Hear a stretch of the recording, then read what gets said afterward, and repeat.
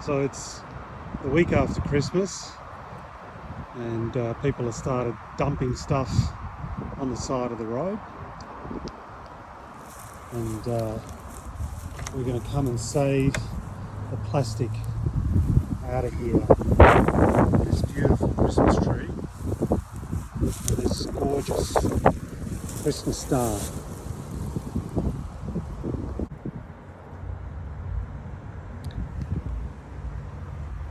So here's our little Christmas tree dumped on the side of the road that we're going to save. Now this looks like a mess of different plastics, but when you get into it, this base here is polypropylene injection molded. This bag here, delicious Diane sauce mix, that's actually polypropylene as well. And then we've got our Christmas tree where the leaves are polypropylene.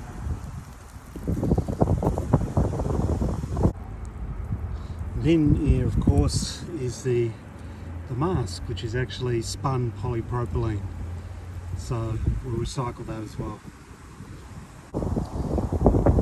I guess the issue with the polypropylene is that the branches which bend have got wire inside of them, and the actual trunk of the tree is steel.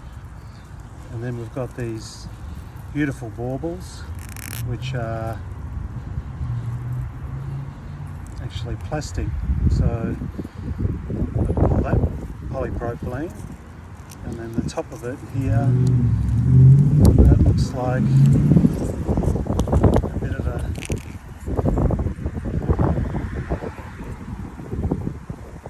plastic as well. We might have a bit of a luck with our Christmas tree. Here we have some lovely ivy, which by the looks of it is two different materials. You'll have a polypropylene actual branch, and the leaves are, I think, rayon, more common in fashion. So we look at the rest of the Christmas tree, and someone's put it in a nice box. You've got your base, which is steel, the polypropylene injection mold. It's all held together by a string that started to oxidize in the sunlight. That can be nylon and polyester.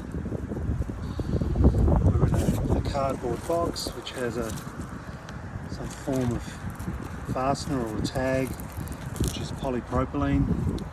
And then next to the old apple core, someone's dumped a bit of a toilet. The body of that toilet will be polypropylene. There's a float in there which is polypropylene on a bit of lovely copper and another bit of aluminium, but largely polypropylene in the toilet, which doesn't seem to work at the moment. So just a little while away from the Christmas trees, this polypropylene food container. We're here, so we're going to save you as well. So we've got it all back here on the autopsy table, and the important thing is that we can't separate any of this by hand. We're going to have to do it all mechanically, because this is how it comes. And then when you look at this toilet here, someone's done a bit of a reno at home. They've smashed an old toilet and left the actual ceramic part in here. There's your toilet roll holder, and then there's metal components mixed with plastics in here. we're not going to clean it up. We're not going to take the dirt out. We're not going to take the ceramics out. We're not going to take the metal out. It all has to be done mechanically.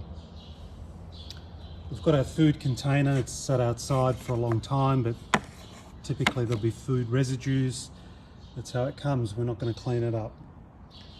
This part here ends up being a bit of a toy, a table. And again, it's been out there covered in dirt and leaves. We're not going to clean it up. We've got our food pouch. It has food residues in it. We've got our mask. It's a bit of a worry, obviously, with biohazard, but we're going to take a risk. It's been out there a long time, and there will be billions of these things out in the environment, so somebody's got to do something about them. The tree itself, it comes in a cardboard carton. We're not going to separate it from the carton. It's all got to go in together. You sort of ask yourself, well, who's responsible for all of this? Well, it says it on the carton. It's Australia, you know, it's us, me, you that are buying this stuff, and we've got to come up with a more sort of circular model. The tree itself, it's got steel poles in it, probably by weight. There's more steel than there actually is plastic. It'd be good to recover the steel rather than bury it in a hole in the ground. There's a lot of these leaves with the steel wire in them. We can't strip this by hand. It's all got to be done mechanically. When you get into the detail of this Christmas tree, it actually has a light system, LEDs, light emitting diodes with wiring. The tree's been put together by individual branches. I'm sure that these branches are twisted together on a machine with two different colours of plastic, with different lengths of plastic. I certainly hope it's twisted together on a machine. But the whole tree's been put together by hand with this twine. And the amount of work to actually make this tree is quite astonishing. I mean, this is the tension of the century that we're in, the immense labour power of Asia, the immense consumption, the power of consumption of the West, and that really we need to examine more circular models and the way we do things, because it can't last.